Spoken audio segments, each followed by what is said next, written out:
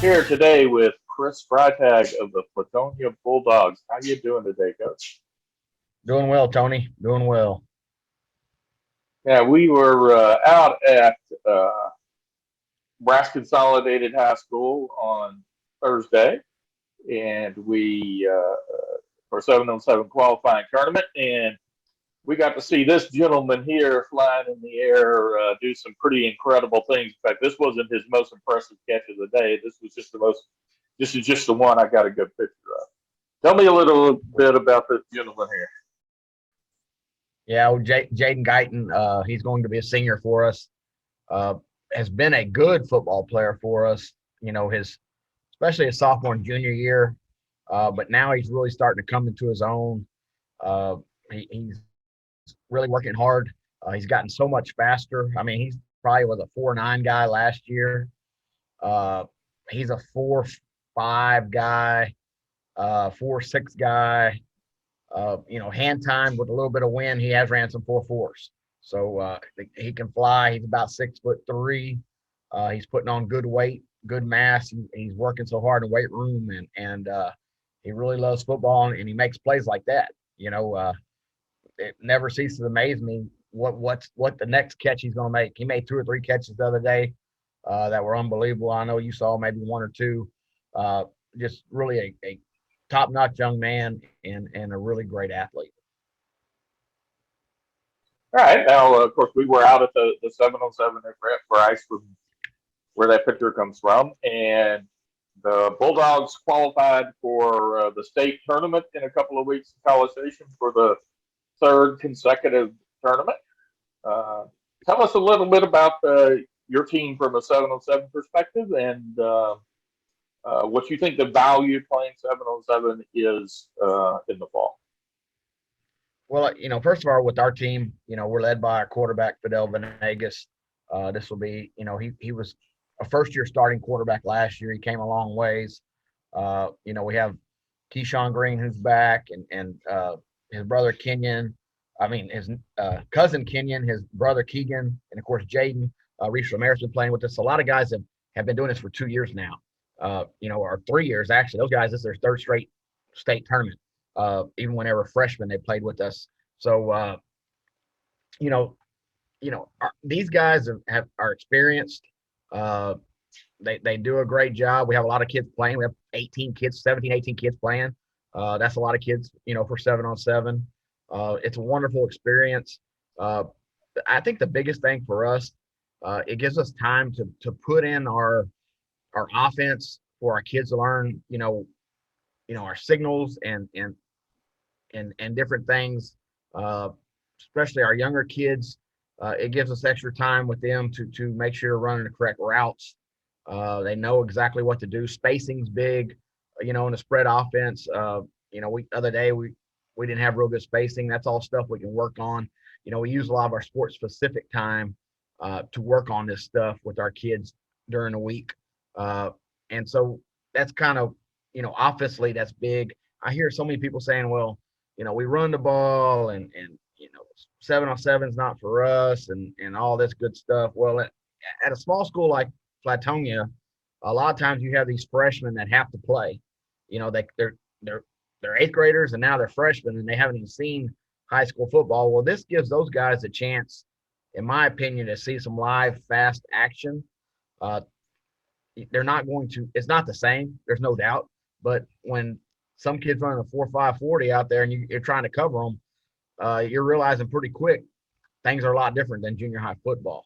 The other thing this does, I think it's really important for us is we don't just play what most people call 2-man. Everybody mans up underneath and have our 2 safeties over the top because we don't do that on Friday nights. We will play some in 7-on-7, but mostly we play, our quarters coverage. So everything we do on defense pretty well stays the same. Of course, we play it a little different. We know they got to throw the ball, but our zones stay the same, our drops stay the same, our reads stay the same, all that good stuff. So as a defensive guy, that's what I grew up being. I really like it for our defensive guys. When that ball's in the air, I like them seeing them run and turning their hips and deflecting the ball or intercepting the ball, or even when they get beat, there's a lesson to learn. So there's so many great factors and opportunities that 7-on-7 brings to our kids. And it also, for me, watching the game, it helps me determine, can this kid do this or can this kid do that? Because we have some kids that aren't very good at offense, but they're defensive specialists.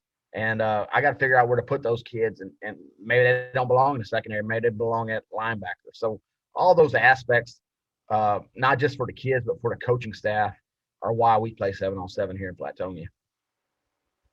Now, you've mentioned a couple of the players you're going to have back in Guyton and Venegas, but overall, what are you going to have back, and what do you think you're going to look like on the field this fall?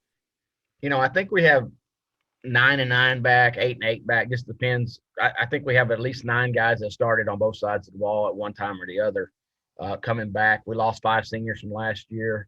All our skill kids are back pretty well, except for one.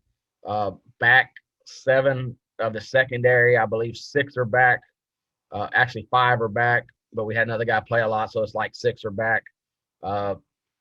Defensive tackles are back. We have no ends on defense that are back. That could be a rebuilding project on ends, but really the defense should be pretty darn good. Offensively, I think we lost 1 lineman. So everybody else was pretty young last year. We've gotten a lot stronger. Of course, quarterback is back. We got some kids that can fill in and play running back. We don't really have that jet guy playing running back for us, natural running back, that looks like a running back. We got, a big kid, Dayton Cliff, that we think can play running back for us and get us some tough yardage, be a load to tackle. We also can put Keyshawn Green back there. We can put Jaden back there, Titan Targach. We got a lot of guys that can play back there. They all give us something different, but we don't have that one guy that's going to get 220 carries this year. All right. Overall, well, I think we got a chance to be pretty good.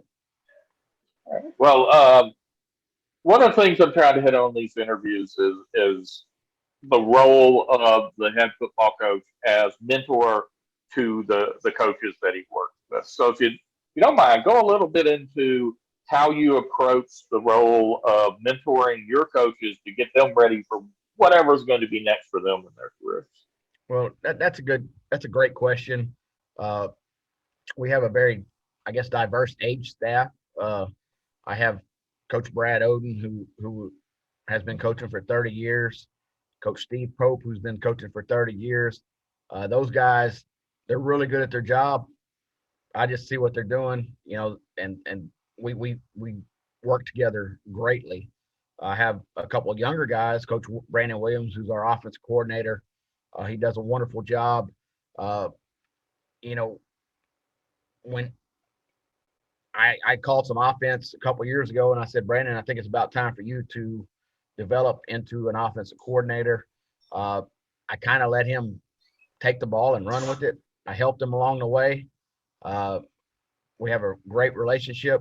The offense that we're running now is what I would call his offense. I don't tell him it's his calls. Of course, we talk about all this stuff, but he wants to. We're going to San Angelo tomorrow to the clinic, all that good stuff. He's going.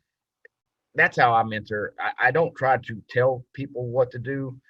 I kind of put the snack out there, and he took that snack and he ran with it, and he's done a great job.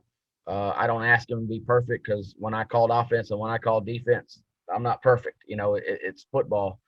Kids have to make plays, and we have to put them in the best position. But he's done that. He's going to be a head coach in the next 2 or 3 years. If somebody doesn't hire him fairly quickly, I'll be very surprised. I've had some other young kids come through here that have done a great job. I've helped them, could be defensive stuff, offensive stuff, teach them some things. We done chalk talk, different things like that. And as it goes on, those type of kids have progressed at other programs. As long as we've had a great relationship, I've given good reviews for those guys to move on and expand their careers.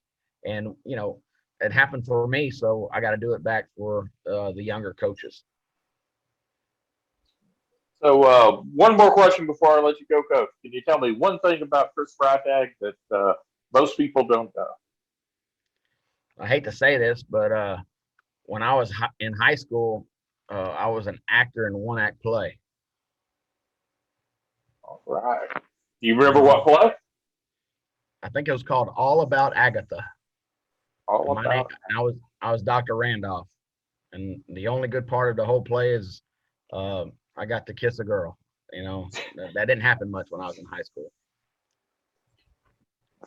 All right. Very good, Coach. Uh, Thanks a lot for your time today, and best of luck in 707 State in the Yes, fall. yes, sir. Thank you.